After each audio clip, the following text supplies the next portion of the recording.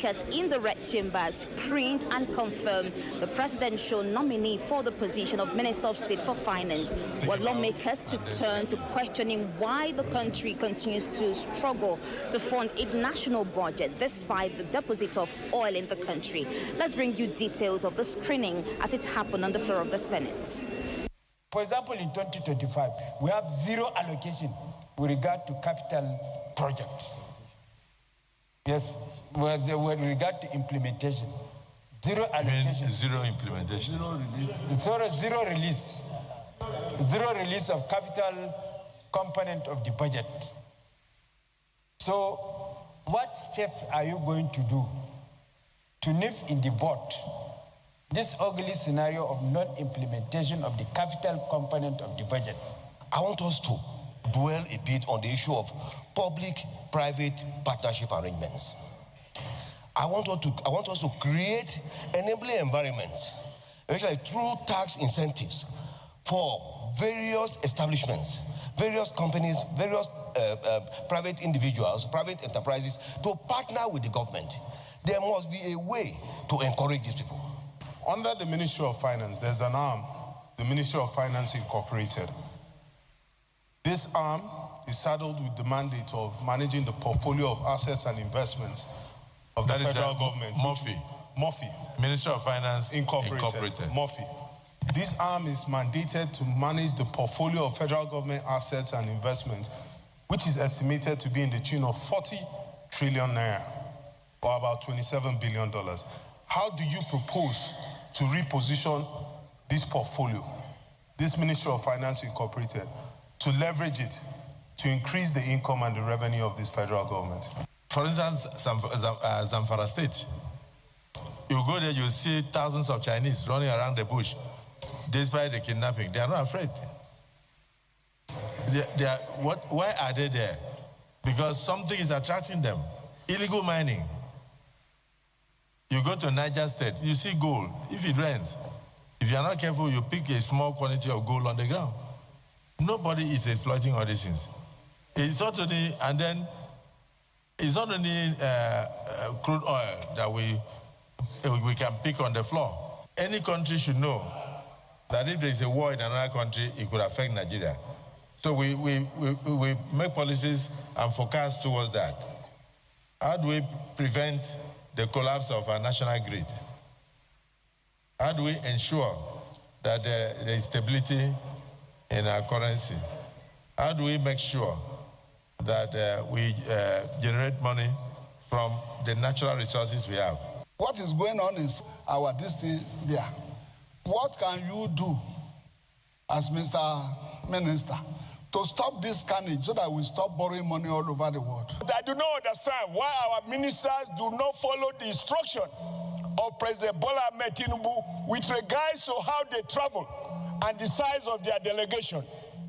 I will expect that once the revenue is falling short of expectation, a minister not being a minister of foreign affairs, who is supposed to travel 10 times in a year, that can be reduced to 2. Instead of carrying 20 people in the delegation, that can be reduced for himself and 1 or 2 technical assistants. Our foreign embassies should be used because you have trade desk in those ministries. You have all sorts of desks in those foreign ministries to do the job that our ministers are always traveling.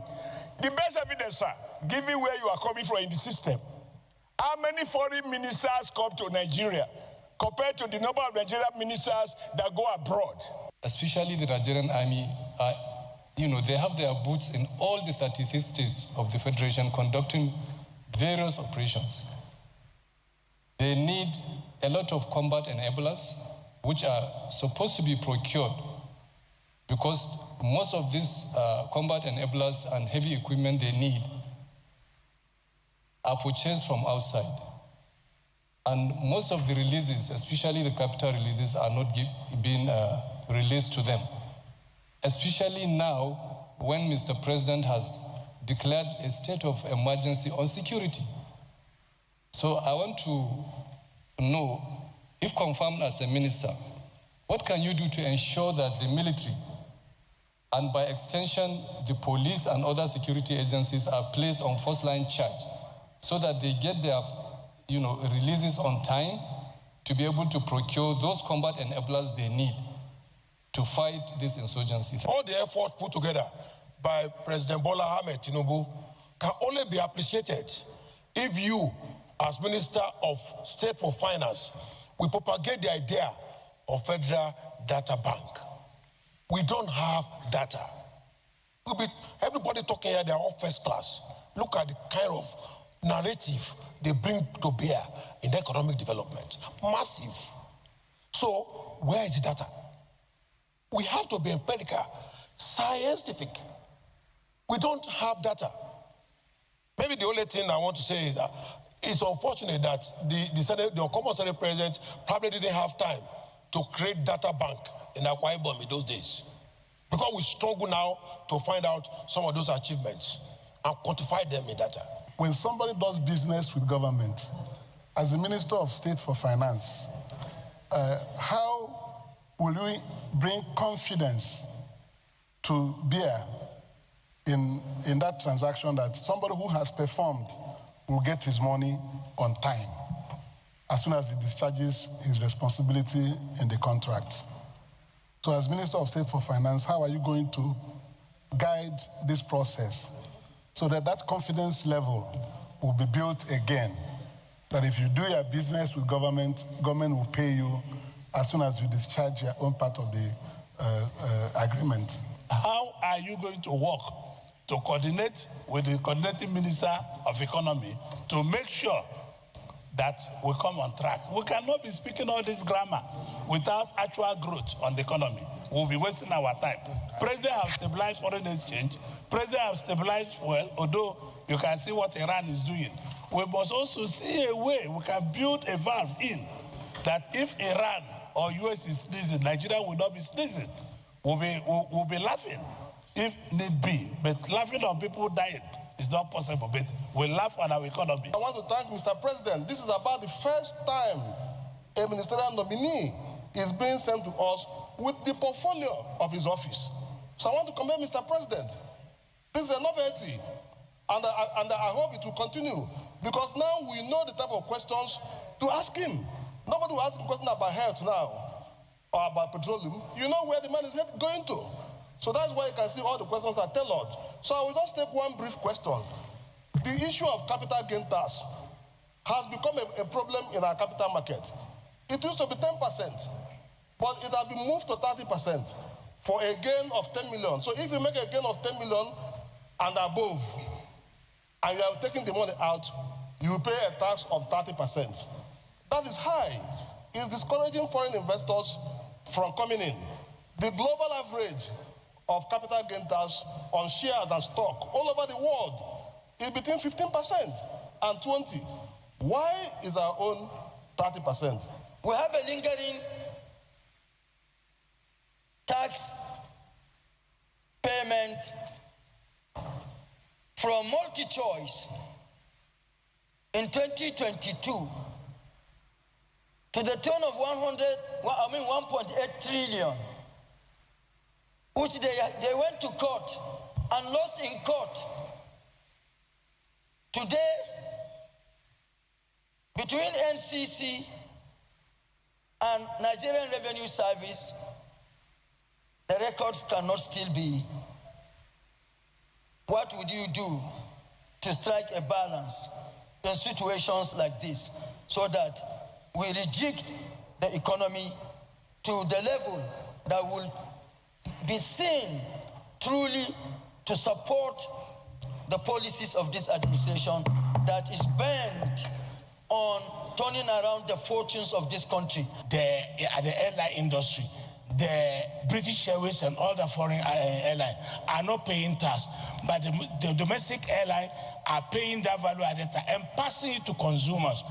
In other words, that's one of the reasons why the price is skyrocketing. When you go back to your position after the president has decided to take you there, please look into it so that we can force the price to come down. Wale don't have one credibility in the Senate or National Assembly generally. If you call him 100 times, he will be here 100 times, no matter the circumstance. He may be there 10 minutes, take excuse, go somewhere and come back. But he never put us on a hold. This is not the same thing with other ministers that are even holding less important ministry.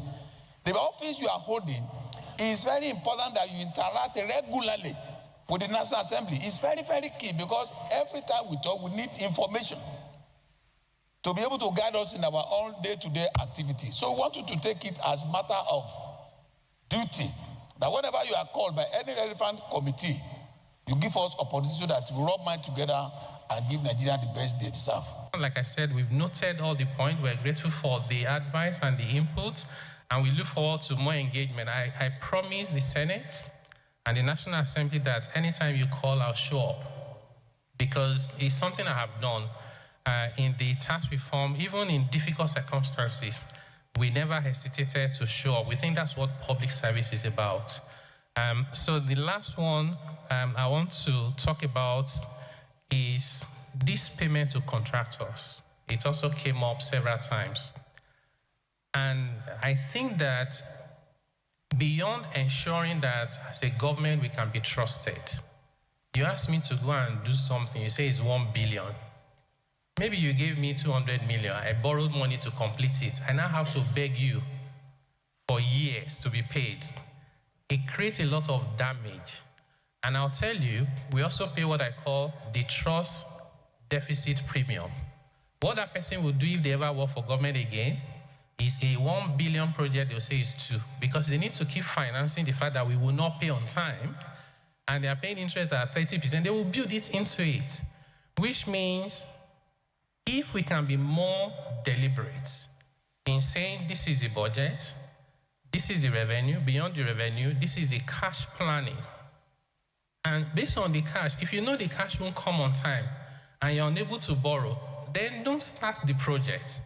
When you start the project, pay on time, and you start finding out that even the cost of many of these projects will come down. One of the major reasons why government will build a road and it will be 10 billion, and private sector will build it and it will be 6 billion, is this particular reason.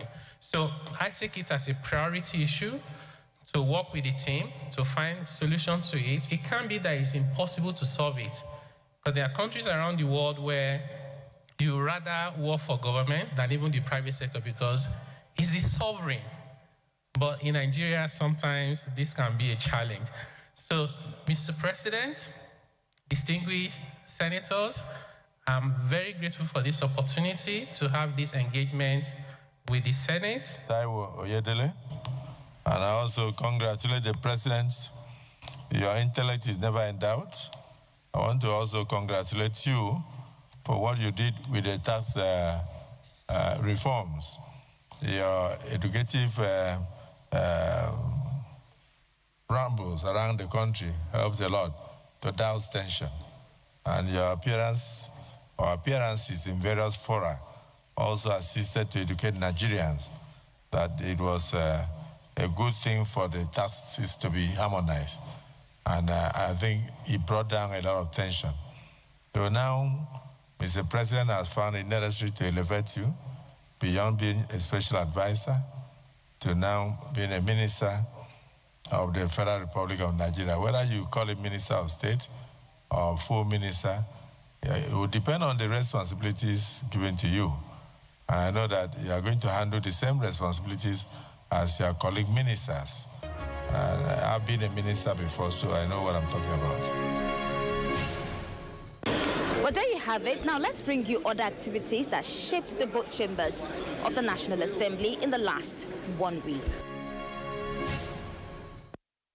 The senator representing Abia South, Enyinaya Abaribe, may risk losing his seat in the Senate following strong resistance from lawmakers over his defection from the All Progressives Grand Alliance to the African Democratic Congress.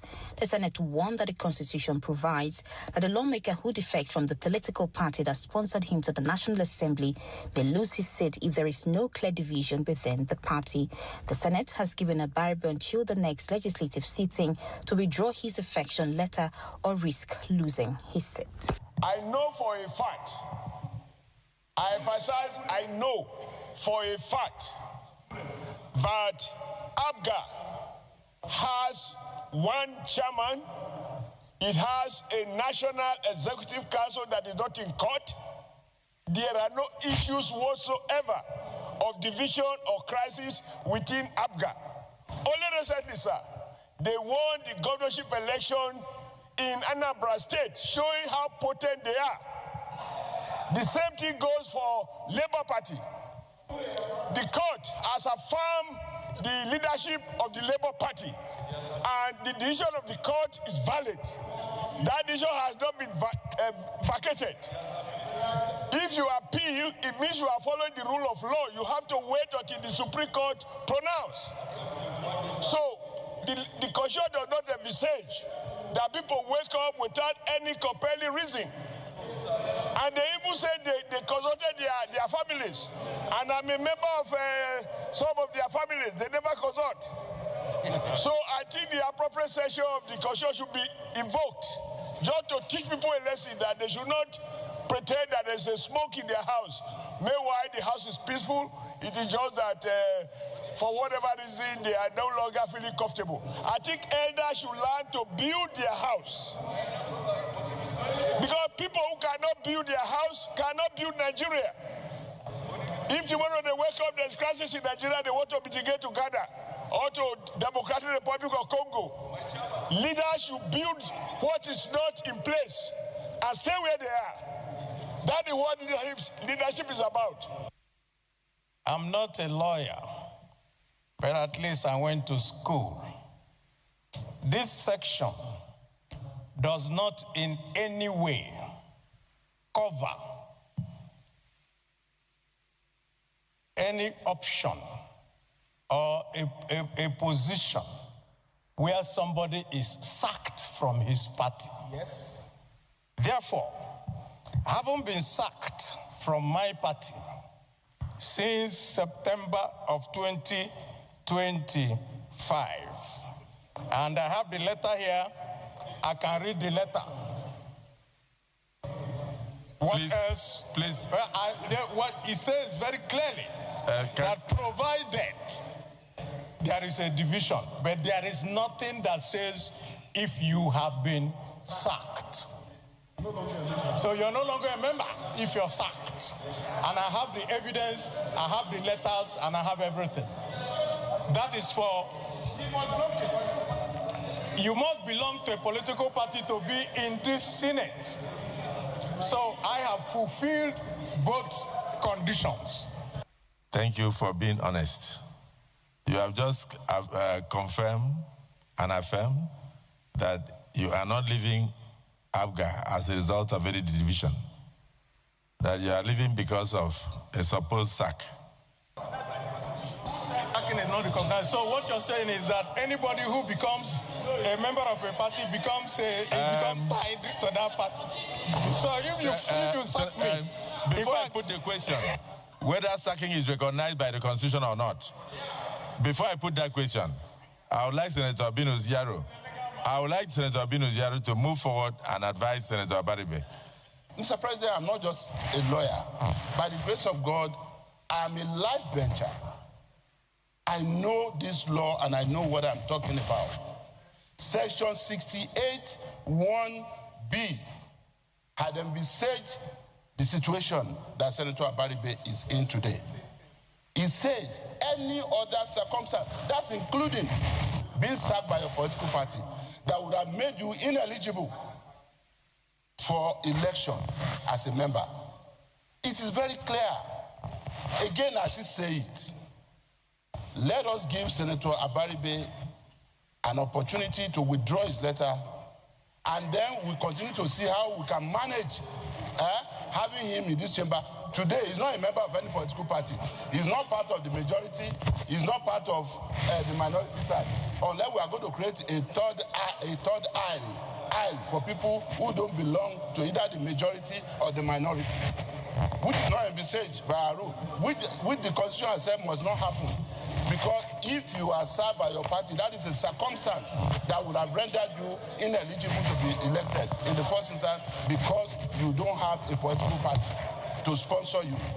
Section 68(1)(b) addresses this issue very squarely. Oh, we are not talking about Labour. We are talking about APGA. That you are a founding father of APGA. Even ADP. ADP, there's no division in ADP. PAM has crossed over. They have only 2 offices in Abuja. ADP is here now. There's no division in his party. Which of them? And the many people from Labour Party have moved over. Senator Zenwa, Senator Imasuen, Senator Chuku. There are still division. There is still division. There was no division when you left. When you moved, there was no division. Senator. It is not that you have division. Senator Zenwa. Please, we are not ready.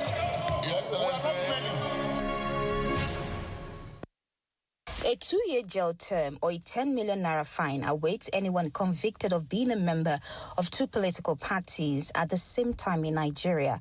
This is, however, if an amendment to the recently assented Electoral Act 2026 eventually scales through at the sitting in the House of Representatives. The lawmakers amended Section 77 of the Act. It's fraudulent misrepresentation. You should be able to identify with a political ideology, be known with it, stand by it. The amendment includes 3 additional subsections 8, 9, and 10, which reads, Section 77, subsection 8, a person shall not be registered as member of more than 1 political party at the same time.